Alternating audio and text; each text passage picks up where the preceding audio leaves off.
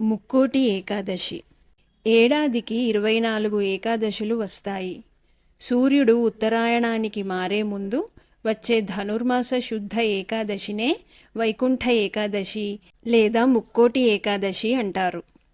సూర్యుడు ధనస్సులో ప్రవేశించిన అనంతరం మకర సంక్రమణం వరకు జరిగే మార్గం మధ్య ముక్కోటి ఏకాదశి వస్తుంది. ఈ రోజున వైకుంఠ వాకిళ్లు తెరుచుకొని ఉంటాయని వైష్ణవాలయాలలో గల ఉత్తర ద్వారం దగ్గర భక్తులు తెల్లవారుజామునే భగవద్ దర్శనార్థం వేచి ఉంటారు.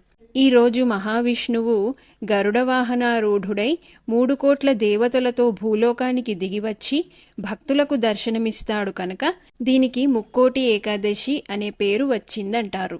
ఈ ఒక్క ఏకాదశి 3 కోట్ల ఏకాదశులతో సమమైన పవిత్రతను సంతరించుకున్నందువల్ల దీన్ని ముక్కోటి ఏకాదశి అంటారని కూడా చెబుతారు. ముక్కోటి ఏకాదశి నాడే హాలాహలం, అమృతం రెండూ పుట్టాయి. ఈ రోజునే శివుడు హలహలం మింగాడు. మహాభారత యుద్ధంలో భగవద్గీతను కృష్ణుడు అర్జునుడికి ఇదే రోజున ఉపదేశించాడని విశ్వాసం ఉంది. విష్ణు పురాణం ప్రకారం 2 రాక్షసులు తనకు వ్యతిరేకంగా ఉన్నా మహావిష్ణువు వారి కోసం తన వైకుంఠ ద్వారాలను తెరిచాడని, వారి కథ విని వైకుంఠ ద్వారం గుండా వస్తున్న విష్ణు స్వరూపాన్ని చూసిన వారికి వైకుంఠం ప్రవేశం కల్పించాలని వారు కోరారు. అందుచేతనే ఆ రోజున వైకుంఠ ద్వారాన్ని తలపించే విధంగా వైష్ణవ ఆలయాల్లో ద్వారాలను ఏర్పాటు చేస్తారు. మామూలు రోజుల్లో దేవాలయాల ఉత్తర ద్వారాలు మూసి ఉంచుతారు. కానీ ఈరోజు భక్తులు ఆ ఉత్తర ద్వారం గుండా వెళ్ళి దర్శనం చేసుకుంటారు. పద్మపురాణం ప్రకారం విష్ణువు నుంచి ఉద్భవించిన శక్తి మురా అనే రాక్షసుడిని సంహరించిన రోజు వైకుంఠ ఏకాదశి. మురా అనే రాక్షసుడి దురాగతాలు భరించలేక దేవతలు విష్ణువును శరణు వేడగా ఆయన వాడితో తలపడి వాడిని సంహరించేందుకు ప్రత్యేక అస్త్రం కావాలని గ్రహించి బదరికాశ్రమంలోని హైమావతి గుహలోకి ప్రవేశించాడు. అక్కడ విశ్రమిస్తున్న విష్ణువును మురా సంహరించేందుకు ప్రయత్నించగా ఆయన నుంచి ఒక శక్తి ఉద్భవించి తన కంటి చూపుతో మురను కాల్చివేసింది. అప్పుడు విష్ణువు సంతసించి ఆ శక్తికి ఏకాదశి అని పేరు పెట్టి వరం కోరుకోమని చెప్పాడు. ఆ రోజున ఉపవాసం ఉన్నవారి పాపాలను పరిహరించాలని ఆమె కోరింది.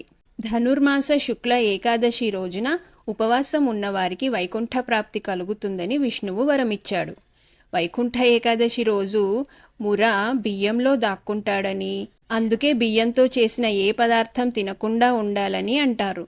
ఈ రోజున ఉపవాసం ఉంటే మిగతా 23 ఏకాదశులు ఉపవాసం ఉన్నట్టే అని విష్ణు పురాణం చెబుతోంది.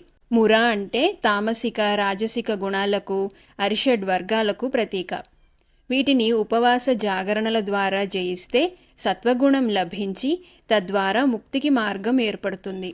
వరి అన్నంలో ముర నివాసం ఉంటాడు కనుక మందబుద్ధిని ఇచ్చి జాగరూకతను దెబ్బతీస్తాడని అంతరార్థం. ఏకాదశి నాడు ఉపవాసం ఉండి ద్వాదశి నాడు అన్నదానం చేస్తారు. ఒకరోజు భోజనం చేయక తర్వాతి రోజు చేయడం వలన జిహ్వకు భోజనం రుచి తెలుస్తుంది. గీతోపదేశం జరిగిన రోజు కనుక భగవద్గీత పుస్తక దానం కూడా చేస్తారు. ఇక దీన్ని తాత్వికంగా చూడాలంటే విష్ణువు ఉండే గుహ ఎక్కడో లేదు, దేహమే దేవాలయమని శాస్త్ర నిర్ణయం. కైవల్యోపనిషత్తు తెలిపినట్లుగా ప్రతి మానవ హృదయ గుహలోనూ పరమాత్మ ప్రకాశిస్తున్నాడు. నిహితం గుహాయాం విభ్రాజతే. అంత దగ్గరలో ఉన్న పరమాత్మను ఉద్దేశించి ఏకాదశి వ్రతాన్ని నియమంగా ఆచరించడం అంటే ఉపవాసం ద్వారా ఏకాదశేంద్రియాలను నిగ్రహించి పూజ, జపం, ధ్యానం మొదలైన సాధనల ద్వారా ఆరాధించడమని భావం. పంచ జ్ఞానేంద్రియాలు, పంచ కర్మేంద్రియాలు, మనస్సు అనే 11 ఇంద్రియాల ద్వారానే మనం పాపాలు చేస్తాం. ఆ 11 అజ్ఞానానికి స్థానం. అందుకే 11 స్థానాల్లో ఉన్న అజ్ఞానానికి ప్రతినిధి అయిన మురాసురుణ్ణి జ్ఞానప్రదాయిని అయిన ఏకాదశి మాత్రమే సంహరించగలదు. అందుకే ఏకాదశి వ్రతాన్ని నిష్ఠగా ఆచరించిన వారు జ్ఞానవంతులవుతారు అని చెప్తారు.